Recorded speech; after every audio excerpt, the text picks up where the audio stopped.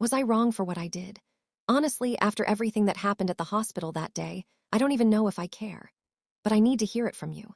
Tell me if you would have done the same thing, because I swear I was pushed to my absolute breaking point. I had just gone through 18 hours of grueling labor, pushing for 3 of them, absolutely exhausted, emotionally wrecked, and all I wanted was to hold my beautiful, perfect newborn daughter. It should have been the happiest moment of my life. Instead, my father, the person who should have been celebrating with me, who should have been overwhelmed with joy at meeting his first grandchild, just stood there in the hospital room, a smirk plastered on his face, and delivered the single most cruel and humiliating mockery I could have ever imagined. He didn't just insult me, he insulted asterisk her asterisk. My tiny, vulnerable, innocent baby girl. Right then and there, in front of everyone, including my husband and my mother-in-law. It was too much.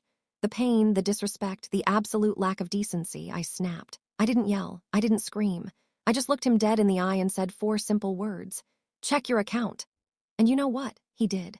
And the look that came over his face, it was priceless.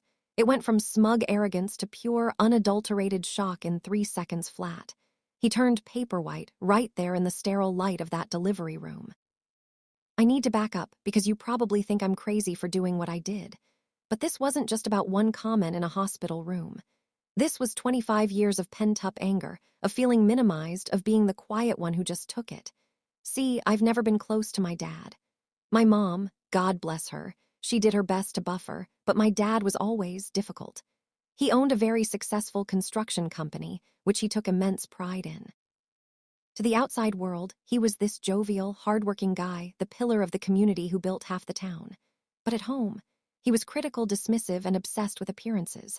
I was never good enough. Not in sports, not in school, definitely not when it came to choosing a career. He always had a comment, some backhanded compliment or an outright insult disguised as constructive criticism.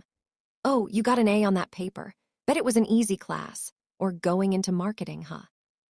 Are you sure you can make a real living at that? It was exhausting. He always had a way of making you feel small, of twisting things so that even your achievements felt like failures in his eyes. My older brother, David, was the golden child. He followed in our dad's footsteps, worked for the company from the time he was a teenager. They shared this bond over power tools and building sites that I could never understand. David was loud, confident, sometimes even aggressive, just like our father. I, on the other hand, was the quiet one, the artist, the emotional one. Our interests couldn't have been more different. My passion was in words, in branding, in creativity. I studied communication and graphic design, much to my father's obvious disapproval. When are you going to get a real job? He'd ask at every family dinner, his tone dripping with disdain. When are you going to do something that actually matters? He'd make these passive-aggressive comments about how he'd have to support me forever because I wasn't ambitious enough. It drove me nuts, but I always kept my mouth shut, always tried to prove him wrong, and always failed in his eyes. Then I met Mark.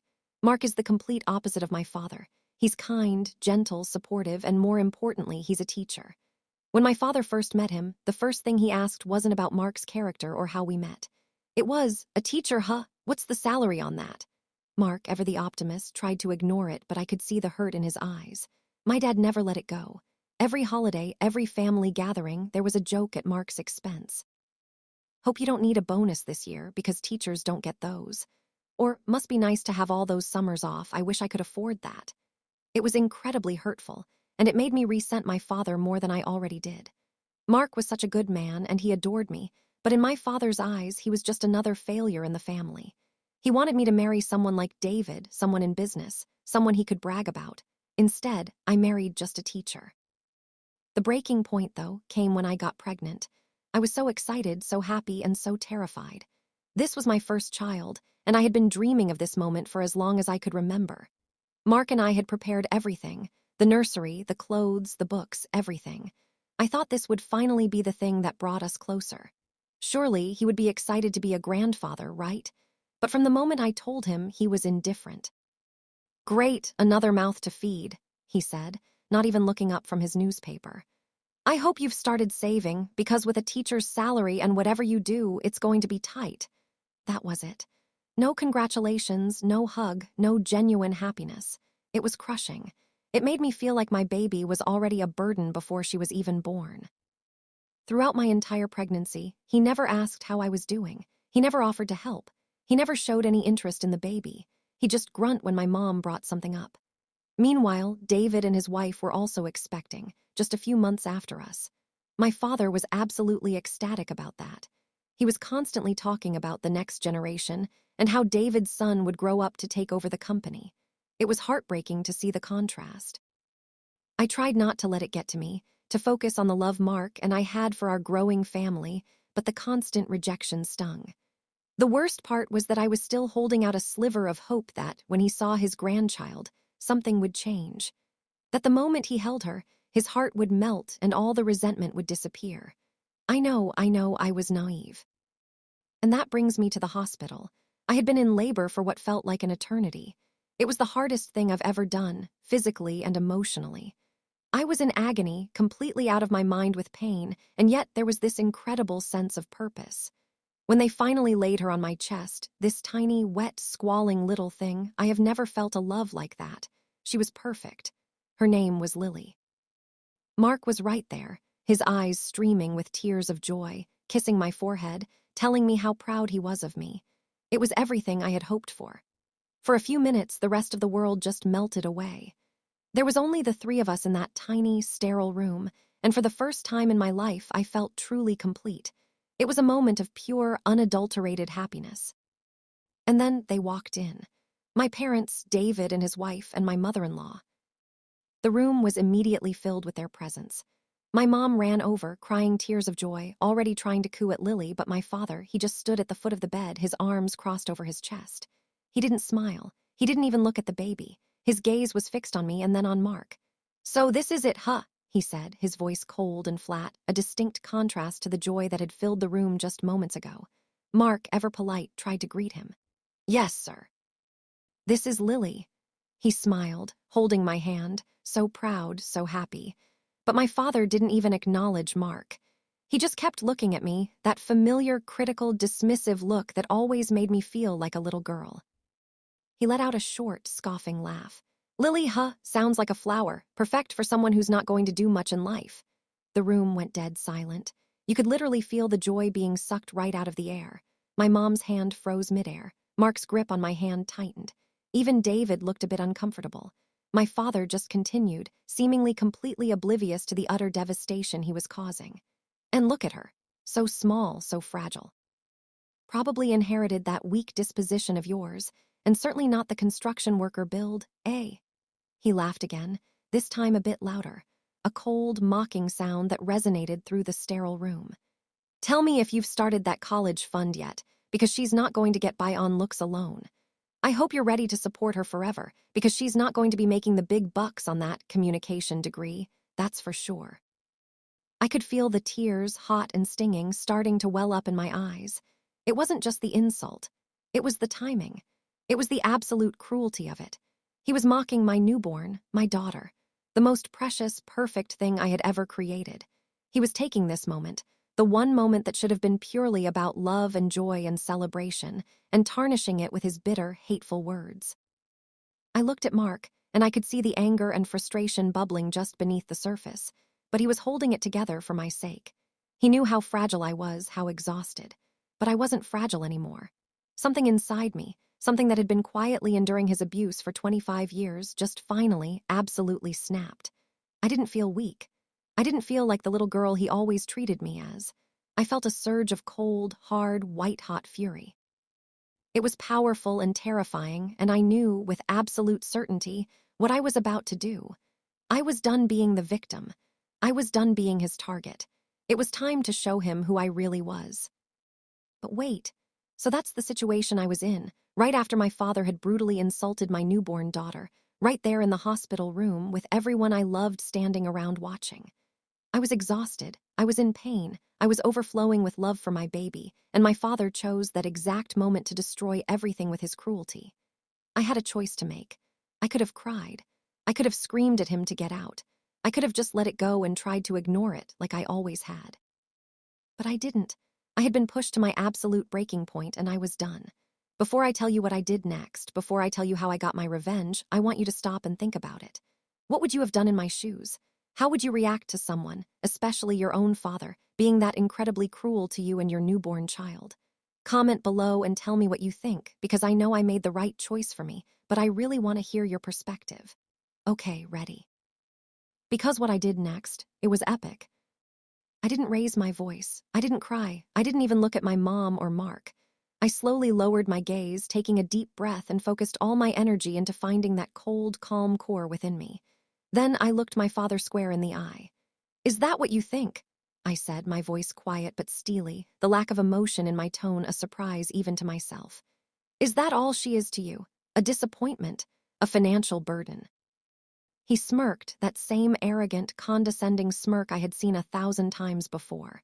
"Just being realistic, sweetie. You always did have trouble with reality." He shrugged, as if he was just dispensing sage advice. "I'm just saying, it's a good thing I'm a successful man, because you're all going to be leaning on me, aren't you? It's the way of the world." I didn't say a word. I just slowly reached for my purse, which was sitting on the bedside table. I pulled out my phone and with deliberate slowness unlocked it. I tapped a few times, opened my banking app, and positioned the screen so only he could see it. I didn't say anything, I just held the phone up, right in his line of sight. He frowned, looking at me, then at the phone, then back at me, clearly confused. "What is this? What am I supposed to be looking at?" he said, his voice laced with irritation. "Is this another one of your little art projects? I don't have time for this." I just continued to hold the phone, keeping my gaze locked on his, my expression unreadable. I waited for the information on the screen to process. I waited for him to see the numbers. Finally, he looked down at the screen. I saw his eyes widen. I saw the muscles in his jaw tighten. I saw the smirk vanish, replaced by a look of confusion, then disbelief, then absolute, utter shock. He looked up at me, his face turning an almost comatose shade of paper white, a distinct contrast to the faint pink hue of my newborn daughter. He didn't speak. He couldn't. He just stared at me, his mouth open in a perfect O of surprise. On the screen was my personal, individual savings account.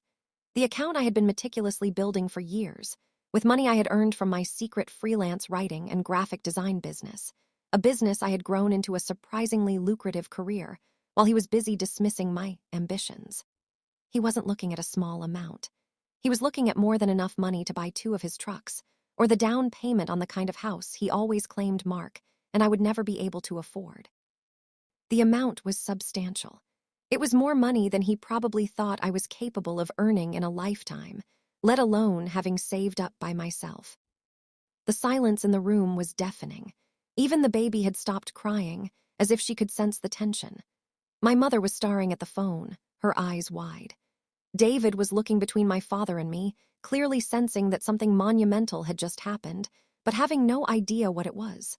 Mark was holding my hand even tighter, his eyes questioning but filled with a quiet strength that made me proud. He didn't know the exact amount, but he knew I had been successful, and he had been there to celebrate every single victory. He knew the pride I felt in my work, in my independence. And now, my father. The man who had minimized my work, my creativity, and my ambition for my entire life, was staring at the undeniable proof of my success. The man who had mocked my daughter's financial future was now looking at the person who could provide for her better than he ever could, and he was absolutely terrified. Finally, my father found his voice, but it was a whispered, trembling sound, completely unrecognizable as his usual bombastic tone. Where did this come from?" he asked, his voice shaking. This can't be real." I smirked, mirroring the very same smirk he had given me just minutes ago. "Oh, it's very real, Dad, every single dollar of it," I said, my voice dripping with satisfaction. "You see, while you were busy dismissing my career, while you were busy telling me I would never amount to anything, I was busy building something. I was busy working. I was busy saving. I was busy proving you wrong every single day." I let that sink in for a moment, the silence amplifying my words. "You thought you knew me, didn't you? You thought I was just some helpless, emotional little girl who would always need your protection, your approval, your money. But you were wrong. You were so, so wrong." I lowered the phone, placing it gently back into my purse, and then I turned all my attention back to my baby girl. "Lily isn't a burden, Dad. She's a gift. She's a miracle. And she will never, ever be a victim of your cruelty, your judgment, or your negativity," I said, my voice full of love, a profound feeling that pushed out all the anger and resentment. I will protect her and I will support her and I will show her that she can be anything she wants to be, no matter what anyone else thinks. And you have no power here, not over me, not over her, not over this family. I looked up at him one last time, my eyes clear and steady. You can go now, Dad. I think you have some things you need to process. He didn't say a word. He just turned around, his shoulders slumped, and walked out of the room, with my mother and brother following closely behind, looking utterly confused and dismayed. The aftermath was chaotic, to say the least. My mom called me, crying, a few hours later. She said my dad had gone home and just sat in his study for hours, not speaking to anyone. He hadn't told anyone what he had seen on my phone, only that he needed some space. It was the first time in his life he had ever been truly silent, truly defeated. For the first time, he had been shown a reality that didn't fit into his narrative. He had been shown that the daughter he always dismissed, the one he always considered a failure, was actually incredibly successful, independent, and financially stable. It was a complete shock to his entire worldview. As for David, he was just confused, but I think he had a glimmer of understanding. He knew I had always been successful in my own way, even if our father had refused to see it. He told me later, when we were alone, that he was proud of me. He said he had always admired my strength, my resilience, my ability to carve out my own path despite all the negativity. It was a moment of connection we hadn't had in years, and it made me feel like perhaps there was hope for our relationship yet. But for my father, that was a bridge that had been burned, and I wasn't sure if it could ever be rebuilt. He had shown me his true colors in that hospital room, and I knew that things could never be the same. The following months were a blur of sleepless nights, diaper changes, and the incredible, exhausting, wonderful experience of being a new mom. Mark was an incredible father, supportive and loving and everything I needed him to be. And my daughter, my beautiful, perfect Lily, she was the light of my life. She was a constant source of joy, a reminder of everything I had fought for. My father, surprisingly, did try to make amends. He started sending gifts, making awkward phone calls, even trying to apologize. But the apologies were empty, lacking in genuine remorse or understanding of the pain he had caused. He was trying to buy his way back into our lives, and I was done playing that game. I was done with his manipulation, his criticism, his constant need for control. I had a new family now, a family built on love and respect and mutual support, and I was not going to let him poison that with his toxic negativity. In the end, what I did wasn't just about the money. It was about taking back my power. It was about proving to myself and to everyone else that I was not the victim he always made me out to be. It was about standing up for my daughter, for my husband, and for myself. It was about showing him that he had no power over my life, no power over my choices, no power over my family. It was a moment of sweet, sweet revenge, a moment of triumph over years of emotional abuse. And I would do it again, in a heartbeat. I have a thriving career, a loving husband, and a beautiful, healthy daughter who will never, ever be subjected to the kind of cruelty I endured. And that, to me, is the greatest victory of all. Looking back, I realized that that moment in the hospital room, that moment when I said, "Check your account," was the beginning of my new life. It was the moment I finally broke free from the chains of my father's judgment, the moment I finally embraced my own strength and independence. It was a powerful, terrifying, wonderful moment that changed everything. And if I have to be the bad guy in my father's story, then so be it. Because in my story, I am the hero. I am the woman who stood up for herself and her family, the woman who fought for her joy and won. And that is a story I am proud to tell. So was I wrong? Maybe. But you know what? I don't care. I stood up for my family and I wouldn't change a thing. Tell me what you think in the comments. Would you have done the same thing? Like this video if you think I was right to protect my family, and subscribe for more dramatic stories just like this one. Share your final thoughts on this whole mess in the comments below. I'll see you all in the next story.